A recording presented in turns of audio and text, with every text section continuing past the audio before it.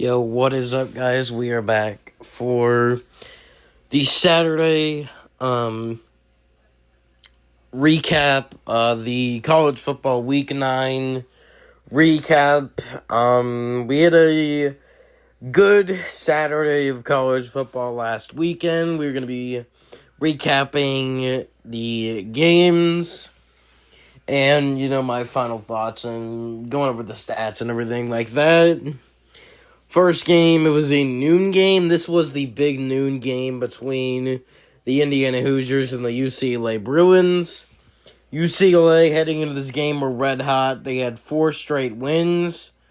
Or no, it was 3 straight. I think it would add 3 straight games. And they got dominated. This game was not close at all. Indiana, I think it's Ohio State and Indiana. The 2 best teams in the country, and I really don't even think it's close. Indiana just completely dominated this game. I believe it was like 35-3 at halftime. Domination from Indiana. They went 56-6 in this game. Mendoza continues to look like the Heisman frontrunner. 3 touchdowns, 1 interception on 168 yards. Hemby had a good day with 2 touchdowns, 81 yards. Williams Jr., 2 touchdowns, 109 yards. Definitely the best receiver in that receiving core except Elijah Surratt. Probably one of the best duos in the Big Ten for receiving core. Tucker, the second half. Jones, the leading tackler for this Indiana defense with 8. And Vaughns for UCLA was the leading tackler. UCLA, no pressure at all on the quarterback. And Nico, 2 interceptions from Nico, 113 yards, no touchdowns. Bad game from Nico. And UCLA falls at 3-5, just total dominance from this Indiana team, and Indiana looking like the second best team in the country or the best team in the country besides Ohio State. Dominant win for the Hoosiers. Next up, we had the noon ESPN game. This was on at noon on ESPN. We had the big matchup of the weekend. We had I believe it was like 13 ranked Oklahoma facing off against 8 ranked Ole Miss. Rebels, this was a back and forth game, really. Obviously, the Rebels had a 25-16 lead. Oklahoma scored 10 straight to take its 26-25 lead. And then Ole Miss, the touchdown drive, the 2-point conversion. And then Ole Miss shut Oklahoma down on offense for the rest of the game to win this one 34-26. Big win for the Rebels. Oklahoma now probably not going to make the playoffs. If you guys saw my video on Saturday morning, I did predict Ole Miss to win this game, and they did win this game. Oklahoma probably going to go 9-3 if I would guess. They have a really a tough game against Alabama. And then they have a tough game against Tennessee, which I would honestly expect Tennessee to be favored in that game. Mateer, 223 yards. He did have a touchdown, so not a bad game for Mateer at all. But Chambliss did perform well, 315 and a touchdown. Chambliss outperforming Mateer. I do think Chambliss is generally a better quarterback than Mateer is right now. And that's crazy considering Mateer was a Heisman favorite entering the season. Lacey, 2 touchdowns, 78 yards, leading the team in rushing. Watkins with a solid receiving game. Kip Lewis, really probably the star of this Oklahoma defense this year. Really impressive, 12 total tackles. He's been great for this Oklahoma defense. And then same with Amon Millen for Ole Miss. He's been good for that Rebels defense. And really, I feel like both defenses did enough to win this game. Oklahoma's defense did enough to win this game. They held a explosive Ole Miss offense to 34 points. And just that Oklahoma offense just cannot seem to get going in the moments they need to. And that's what led to Ole Miss a statement win over Oklahoma, 34-26. Rebels get the big dub. Next up, we had the 3:30 game between Alabama going on the road facing South Carolina. Alabama was heavy favorites heading into this game, as they should have been. And really just a trap game for Alabama. Alabama could have very well lost this game. They were able to pull away, or they were able to get those 15 unanswered at the end of the game to win this game. But South Carolina had a 22-14 lead heading into the fourth quarter.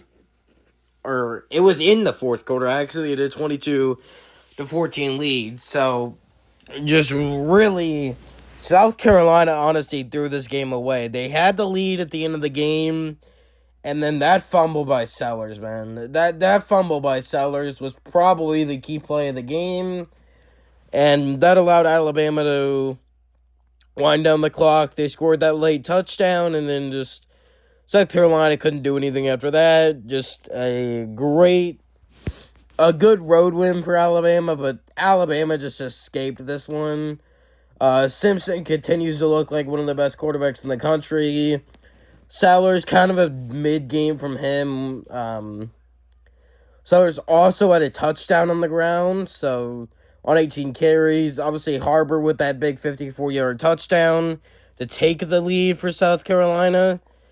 But yeah, as you see the stats there, I'm not really going to go over, all the stats every time. You guys can look at the stats, but Simpson, a good game, and Simpson, probably one of the best quarterbacks in the country. Really impressed with Ty Simpson, and just a good road win for Alabama, but South Carolina just really let this one slip away. Next up, we had the other 3:30 game. I do believe this was on at 3:30 between the Missouri Tigers and the Vanderbilt Commodores. Vanderbilt continues their really great season and surprising season to me. I thought this Vanderbilt team would honestly just go like 6-6 or something like that, but this is a very impressive season for Vandy. They moved to 7-1. They are ranked currently number 9 right now in the AP. That came out on Sunday. Just a really, really big win for Vanderbilt, and definitely adds to a good resume that they have. For Missouri, just a devastating loss. Obviously, Beer Pribula, the main concern of this game. Pribula going down with that leg injury on that 4th and goal play. Just really sucks for him. Probably going to be out for the season. But Missouri's got to keep beat. They've got a good one. Zollers led this team to tie the game. Missouri tied this game, but it was 10-10 at one point in the fourth quarter. Zollers played extremely well, taking over for Pribula. Pavia, 129 yards and that interception.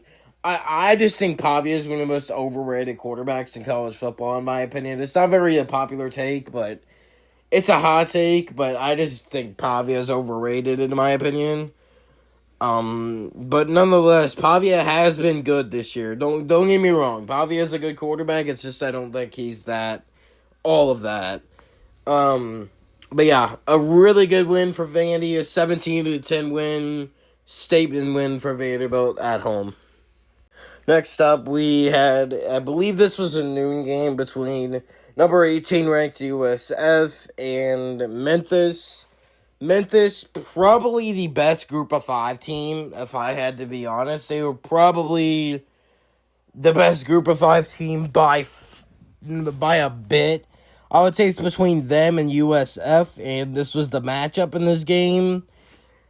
USF just blew this game. It was kind of like the South Carolina-Bama game, where it was kind of like just USF let this slip away. They really did. They had a late fourth quarter lead. I believe they were up like by 13 or 14. like 6 minutes left in the fourth quarter, and they just let this one slip away. They blew that lead, just a really bad blown lead. And yeah, just they let this slip away. Memphis, gotta give them credit. A huge win for Memphis coming off that upset loss against UAB the last week. Just a really bad loss for them. They rebound, taking down number 18 USF. Missouri, I believe, is ranked number 25 right now, currently in the AP, heading into week 10. A really good win for this Memphis team, South Florida. Really bad loss. You let that slip away. And now I do think Memphis is in the driver's seat to get that group of 5 spot. So yeah, just a really bad loss for USF. Byron Brown, though, that is the bright spot of that South Florida team. Byron Brown, really like him. I think he's playing really well this season. And definitely going to be a future NFL quarterback, in my opinion. Just USF let this one slip away to Memphis with a huge win.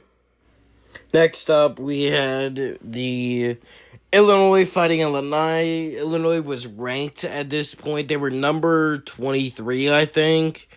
Going on the road, taking on the Washington Huskies in Seattle. And Washington controlled this game. Did not expect this at all. Washington really, they're a good team. I'm going to be honest. They're a good team. I think Washington is honestly a top 25 team. And if Damon Williams didn't throw those 3 interceptions against Michigan, that would have been a really competitive game. And it was before the 3 interceptions. It was tied 7-7 late in the third quarter until Damon Williams just threw 3 picks in the game.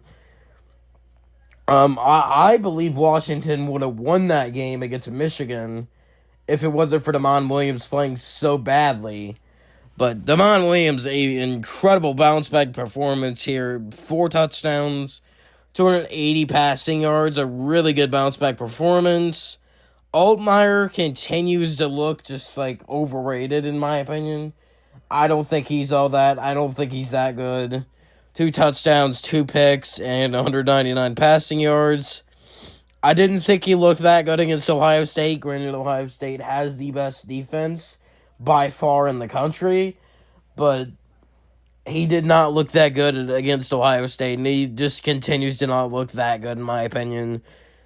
Washington controls the game, and a big win for Washington, 42-25 at home against a good Illinois team. Next up, we had the Texas Longhorns, number 20 ranked Texas, I believe Texas was ranked 22, going on the road, taking on Mississippi State. And really, this game was dominated by Mississippi State. At one point, Mississippi State was up 38-21 in the fourth quarter. They had a 17-point lead and just blew it. Mississippi State blew this game. Gotta give huge credit to Texas, and Arch Manning was able to claw their way back into this game. Arch obviously went down with that injury. We'll see his status heading into the game. This weekend against Vanderbilt. I will preview and predict that game, either Wednesday or Thursday. But a huge injury, nonetheless, for Texas. Arch Manning Arch Manning played well this game. 3 touchdowns, 1 pick. He played really well. Just, again, I just feel like this is another game that the Texas's opponent could have easily won. Mississippi State could have easily won this game. They were up by 17, but a huge comeback win for Texas. They beat Mississippi State, and this is kind of like a I will die on this hill that Anthony Hill Jr. with 2.5 sacks this game. He's played really well all season. Is probably better than Colin Simmons. I know you probably aren't ready for that conversation yet, but I most certainly am. I think Anthony Hill is genuinely better than Colin Simmons, but that's besides the point. Texas, huge comeback win over Mississippi State, 45-38. And the final game recap of Saturday college football, we had The Texas A&M Aggies going on the road, taking on LSU at night in Death Valley. And just a dominant performance from Texas A&M in the second half.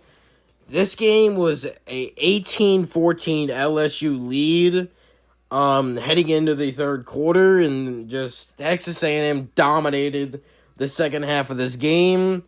Nussmeier really struggled this game, 168 yards in the touchdown, but he really struggled. Marcel Reed, a great game for him. Despite 2 touchdowns, 2 interceptions to the air, and 202 yards, you see the rushing stats for Reed. 108 yards, 2 touchdowns. Marcel Reed is probably the best dual threat quarterback in college football. I would go to say that he is probably 2 times better than Damon Williams is. I feel like Marcel Reed is who everybody says Damon Williams is, in my opinion. Don't get me wrong, Damon Williams he played really well against Illinois, as we just recapped that game, but I don't think Damon Williams is all that. Marcel Reed is just really good. Probably the best dual threat quarterback in recent years in college football, in my opinion. Really like Marcel Reed. Dominant second half performance for Texas A&M, and they win this one 49-25. And this would ultimately result in the breaking news came out Sunday evening that Brian Kelly has been fired. They fired Brian Kelly, and then also LSU's offensive coordinator also has been fired. Great to see. Honestly, it's great to see Brian Kelly get fired. Never liked the guy. He's a terrible human being, a disgusting human being, and I'm glad he's gone. If you guys don't agree with me on my Brian Kelly take, just go look at the stories from players about him telling them that they're uncoachable and they're worthless to the team. So, yeah, anyways, that'll do it for the final game recap. Hope you guys enjoyed this video. Like and subscribe if you did. The Monday Night Football recap will be coming out here either today or tomorrow. Stay tuned for that. Appreciate you guys. That'll do it. Peace out.